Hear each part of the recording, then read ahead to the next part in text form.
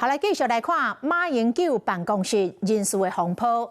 講當時就是國安會前秘書長金溥聰帶人直接弄入去馬英九基金會，甲當時的執行長蕭旭炎甲王公書發生着衝突。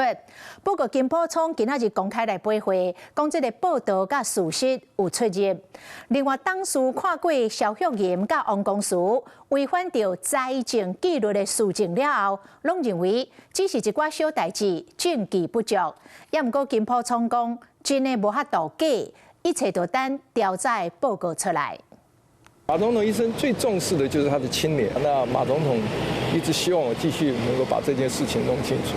正是受到馬英九委託處理馬辦的人事風波，這嘛是國安會前秘書長金溥聰帶人直接去到馬英九的基金會，甲當時的執行長蕭旭炎、王公書等人發生衝突了後，頭一擺出面。真正的真實情況有很大的出入。當事人呢？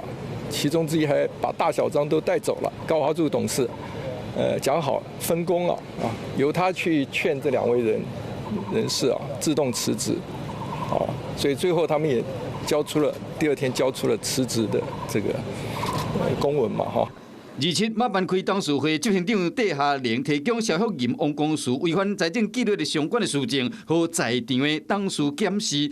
不過聽講初步認定的證據力不足，干那一寡小可代志爾。真的假不了，假的真不了。等這個調查報告出來。無想要去講，金溥聰控告最近這個網絡流傳 AI 假影片，對我屋將會提出告訴，加上前立委區議評論金溥聰將馬辦的人事司法檢調化，美國才認同，何以想要甲告？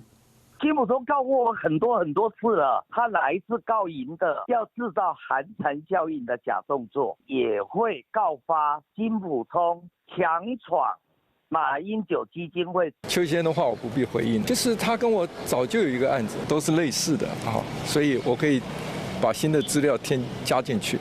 為馬辦的人事糾紛到 AI 影片，即馬攏總行法院。